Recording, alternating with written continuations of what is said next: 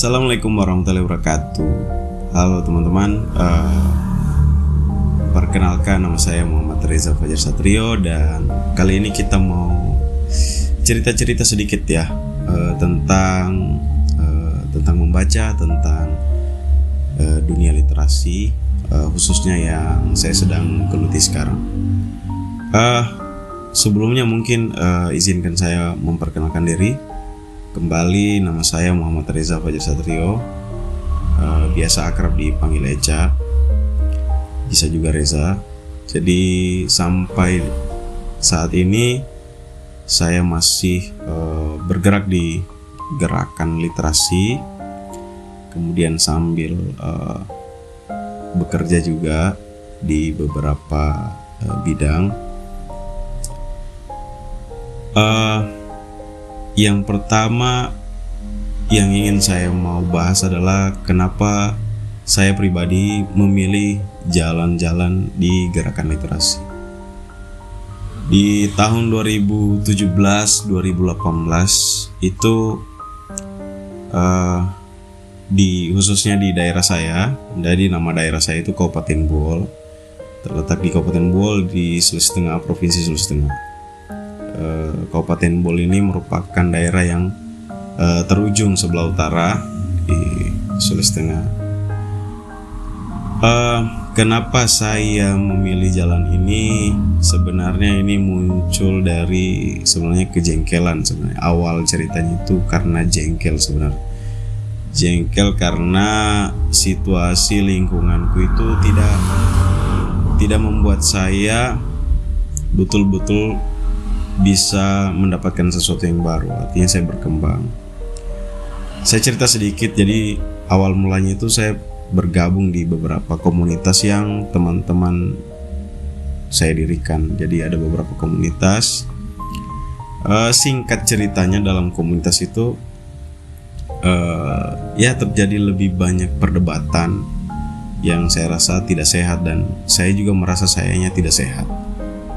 Jadi setelah itu saya rasa kayaknya ada yang salah dengan saya. Jadi daripada saya banyak mengkritik, daripada saya banyak mengeluh, lebih baik saya menciptakan sesuatu yang artinya itu bagian dari kritik juga, tapi saya lebih suka bilangnya adalah solusi yang lain atau solusi alternatif. Nah, jadi di tahun 2019 tepatnya, bersama dengan beberapa teman-teman saya dirikanlah komunitas literasi yang ada khususnya bergerak di Kabupaten Buol, daerah saya, kampung saya. Lalu 2019 itu saya dirikan bersama teman-teman. Lalu kita buat beberapa kegiatan, mulai dari Bukalapak Baca dan beberapa event-event, sampai kita berhasil buat ya dengan kondisi yang sangat-sangat terbatas. Kita buat itu di tahun 2023 itu festival Mokopani. Festival itu sebenarnya hanya sebuah pegelaran budaya atau kesenian Buol. Kemudian kita laksanakan. Alhamdulillah berjalan lancar meskipun dengan segala keterbatasan. Kemudian ada kegiatan-kegiatan lain, mulai dari Musirita Literasi, ada talk show, ada Bukalapak Baca, termasuk festival Mokopani, dan yang terakhir ini ada Super Camp Literasi.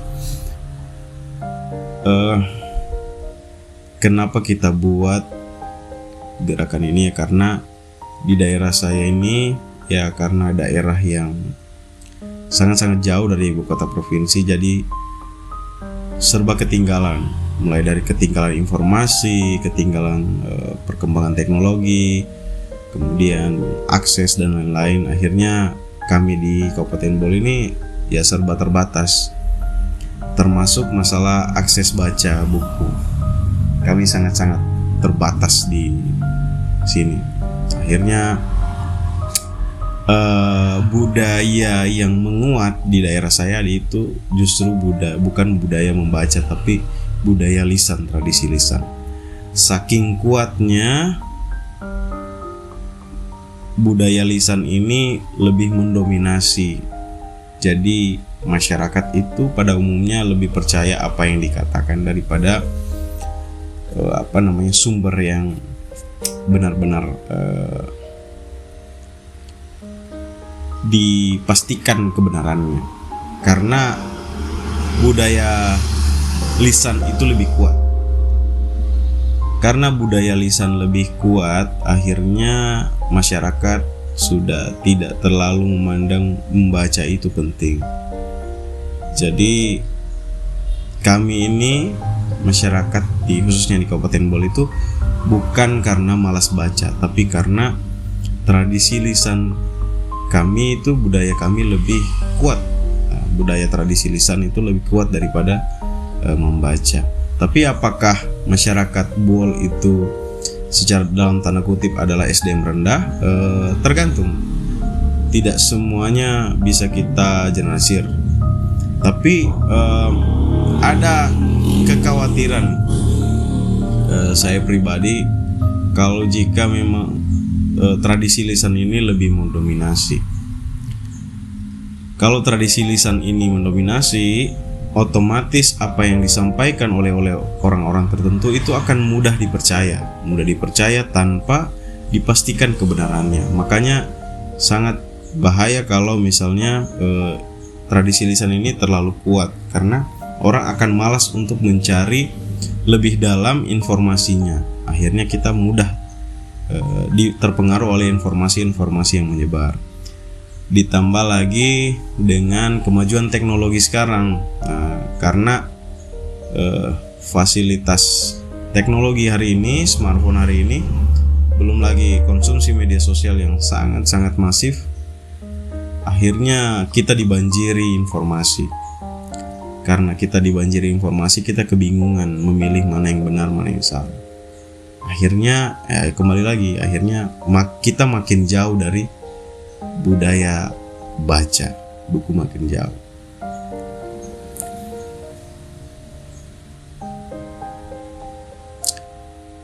Teman-teman, kita harus sadar bahwa kita ini hidup di era yang sangat kompleks. Jadi di mana ribuan informasi setiap hari kita terima, kita konsumsi, mulai dari bangun tidur sampai tidur kembali, itu kita selalu ditemani oleh smartphone, ditemani oleh media sosial, mulai dari Facebook, Instagram, Twitter, apalagi WhatsApp, dan masih banyak lagi. Karena kita dibanjiri informasi, makanya banyak orang yang mengalami yang namanya distraksi. Nah, seperti apa distraksi? Sebentar mungkin kita bisa bahas. Tapi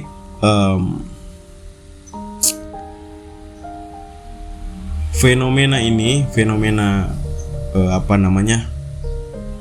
banjir informasi ini itu membuat kita jadi kebingungan. Itu kita bingung memastikan mana sebenarnya informasi yang benar. Makanya banyak orang mengalami confused atau kebingungan karena terlalu banyak informasi.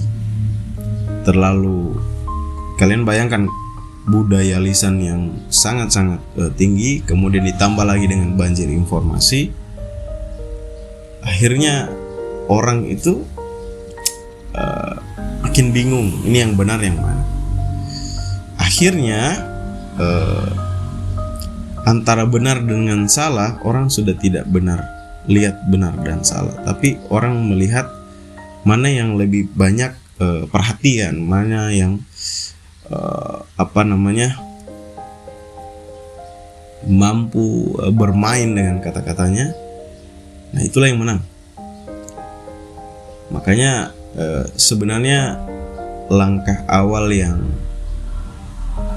perlu kita lakukan adalah kita harus sadar sebenarnya apakah kita yang kita alami sekarang ini adalah sesuatu yang memang ideal atau sesuatu yang ada kekeliruan di dalamnya. Makanya mungkin ya kita harus kembali dulu ke awal. Nah, kenapa harus kembali membaca buku? Kenapa harus kembali membaca buku? Entahkah buku itu dalam bentuk komik, majalah, koran, atau novel, atau buku-buku ilmiah. Nah, karena buku itu merupakan hasil karya yang otentik. Jadi buku itu diciptakan dengan penuh kedisiplinan, dengan fokus yang tinggi, melalui riset dan imajinasi yang sangat tinggi, sehingga menghasilkan karya yang otentik dan dapat dipertanggungjawabkan keasliannya. Jadi terlepas dari baik atau tidak itu buku, ya tapi sumbernya itu kita bisa pastikan. Nah, kalau internet kita kesulitan memastikan apakah sumbernya ini benar atau tidak, videonya ini benar atau tidak. Jangan-jangan videonya hanya dipotong kemudian diedit sebegitu rupa hingga mengiring ke informasi itu sesuai dengan kepentingan si yang upload. Nah, itu sangat-sangat berbahaya. Jadi sebenarnya kita itu bukan malas membaca, tapi kita kehilangan motivasi, kehilangan spirit untuk mencari lebih dalam yang namanya pengetahuan. Dan ditambah lagi misalnya ya kita sudah kehilangan arah, kehilangan cita-cita, kehilangan impian yang ingin kita kejar, karena tergerus dengan banjirnya informasi, gelombang informasi, dan tradisi lisan yang sangat kuat. Jadi manusia itu masyarakat kita itu bukan sebenarnya malas baca buku, tapi kita kehilangan motivasi, kita kehilangan alasan, kita kehilangan sesuatu yang membuat kita lebih penasaran dengan sesuatu yang misterius. Nah, contohnya, orang yang kehilangan motivasinya itu kebingungan, dia cenderung tidak akan lagi mencari sesuatu karena dia rasa sudah cukup. HP-nya sudah cukup memberikan informasi, sudah cukup memberikan pengetahuan. Apalagi dengan adanya fasilitas AI, artificial intelligence. Jadi itu yang membuat kita jadi merasa bahwa sudah cukup, padahal masih banyak hal-hal yang misterius di dunia ini yang perlu kita teliti, yang perlu kita kaji lebih dalam, perlu kita diskusikan lebih panjang, agar kita betul-betul tidak mengetahui sesuatu itu hanya dari permukaannya, tapi kita betul-betul paham bahwa sesuatu itu perlu kita dalami sampai di mana di titik kita memang betul-betul paham informasi dan pengetahuan ini seperti apa. Ya, karena merasa sudah banyak tahu, karena sudah terlalu banyak mengkonsumsi internet, jadi kita merasa cukup. Maka tidak ada lagi hal yang misterius bagi kita. Karena internet juga menjanjikan hal-hal yang menyajikan hal-hal yang sudah ada. Jadi kita rasa itu cukup. Karena saking banyaknya informasi, akhirnya terjadilah distraksi. Benturan informasi itulah yang membuat kita jadi bingung.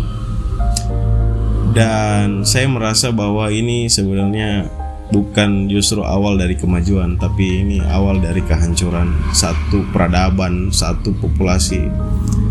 Kita bukan hancur secara fisik, tapi kita dihancurkan melalui alam ide pikirannya kita. Karena pikirannya kita diracuni dengan informasi yang banyak, dan apalagi itu informasi yang buruk, akhirnya kita jadi penuh sampah, penuh spam.